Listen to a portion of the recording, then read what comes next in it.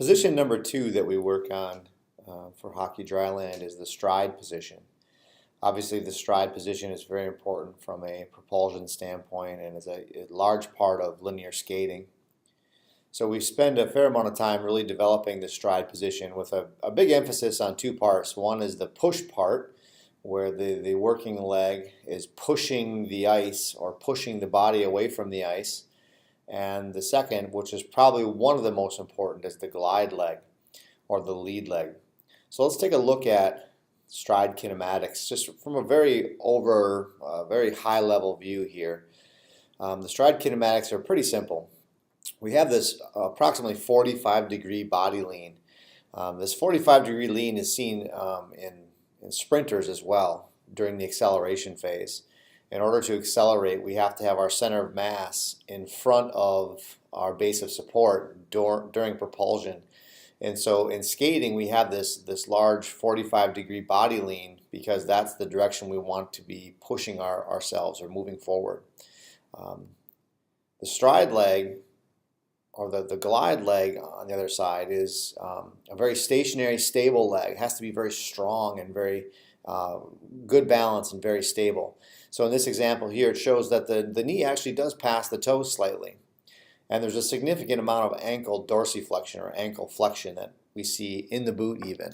So this is a great explanation for why we don't want to tie our kids' skates too tight around the ankle, because we need to have that freedom of movement in the ankle.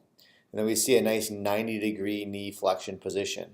We'll talk about this in the next phase when we talk about kind of the lunge position and how important it is to get in the correct position. Our center of mass is aligned over the heel, a nice stride length of about 50 to 55% of body height. Well, oftentimes we try to train this position using a lunge, or what we call a fitness lunge. If you look at those two different exercises or two different positions, you'll notice that there are some differences here. And so in a fitness lunge, we see a few different things. One, that body angle is nowhere near the 45 degrees that we want. The ankle dorsiflexion is at 0 degrees. The knee is far behind the toes, and the center of mass is a great distance behind the heel. The only similarity we see here is that lead leg, or that glide leg, is at that glide knee is at a 90-degree angle. When we look at these two different positions together, we'll see that these really don't look anything alike from a body position standpoint. So we look at that athletic lunge and we compare that to the stride position, and we start to see positions, or we start to see similarities in those two things. Now, oftentimes we think, well, Dave, it doesn't have to be 100% sport specific, but and you're right that we can't train hockey sport specific stuff to a great deal off the ice. But from a body position standpoint, it's absolutely what we have to be doing. It's a principle called the SAID principle, specific adaptation to impose demands. So if we want the body to change what's going to happen on the ice, we have to be able to train it off the ice in a similar manner. So here's how we do that. We get into this iso or stride hold position, and really just trying to teach our kids how to get into this stride position. You can see if the athlete's not where they need to be, I need to put my hands on them, adjust their shoulders, adjust their hips, adjust their knee, get this stride length down. It's really important that that lead leg, that lead glide leg, is pointed straight ahead and that knee's in a good stable position. If that lead leg is rotated outward slightly or significantly, then that will affect their ability to have a long stride length, because now they can no longer glide on that lead leg. Similar to the glide position, in the stride position, I like to use ball toss and catch, because the ball toss and catch sort of takes their mind off of what they're doing.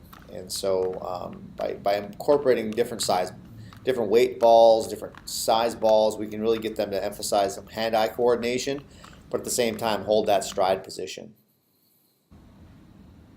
To make it a little bit more complicated, we can use a couple of the different balls to really emphasize hand-eye coordination, 2 balls at one time.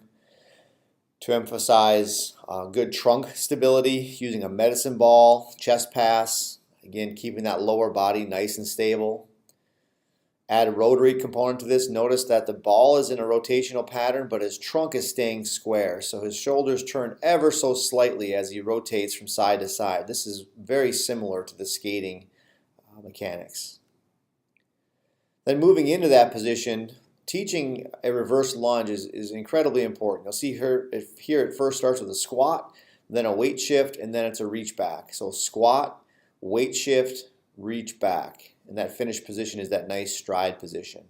And then we start to incorporate them a little bit faster. So it's squat, weight shift at one time, squat, weight shift at the same time, and then a reach back. And then finally we want to squat, weight shift, reach back all together. So this is one of the primary exercises we want to teach our young kids to do correctly with proper body positions. And then we add a hand-eye coordination component to this. So no longer are we segmenting out the squat, weight shift, reach back, but it's a reverse lunge with a ball catch. Makes this significantly more challenging. Adding a little bit of a weight to it. I like using a medicine ball for deceleration because it helps them with the timing of how quick they should drop into that position. So this is a great stability exercise as well as a strength building exercise. Adding a little bit more resistance to it with a kettlebell or a dumbbell. You'll see in this exercise there's 5 different positions, beginning with the kettlebell in one hand, opposite leg, one hand, same leg. Notice that every time he's dropping into that perfect stride position. Now we raise the kettlebell up a little bit, making the center of mass a little higher and then more of an emphasis on core stability. To the other side, again, emphasizing core stability, really trying to challenge that trunk stability, getting into that low stride position. Going to a press from there? And then finally going to an overhead position, which this is more of an advanced exercise. So if you don't have advanced athletes, I wouldn't suggest trying this. They're certainly going to spend a significant amount of time with the first 4 positions. And again, overhead, same leg. Now we want to add speed to this movement. So now we're going to do just a basic split squat jump. Here I've got him using both hands in the same pattern, and then I want him to use an alternating hand pattern where he's learning how to drive those arms, drive those elbows. And then a little more advanced, now we're going to cycle it. Each time though, I want him getting full depth and full stride position for each jump. This can oftentimes be an exercise that's done incorrectly because the athletes will just quick switch their feet and not emphasize pushing down into the ground. That pushing down into the ground is what creates that force into the ground, similar to what you see in a skating stride. Here now we're going to take it to a vertical hop, so we're really going to emphasize pushing off vertically with that one leg, using the opposite knee to drive.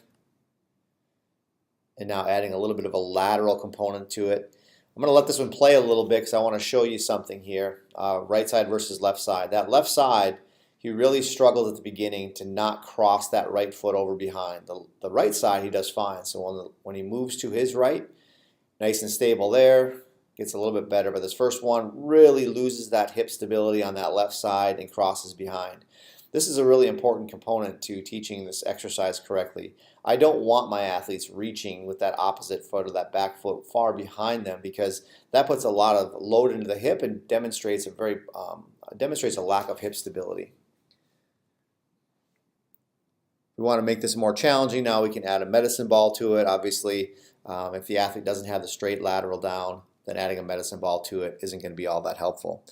So this is the stride position exercises. Again, think of it this way, where we want the athlete to get into the proper position first. We want them to be able to move into and out of that position without losing postures. We want them to be able to move into and out of those positions with some resistance.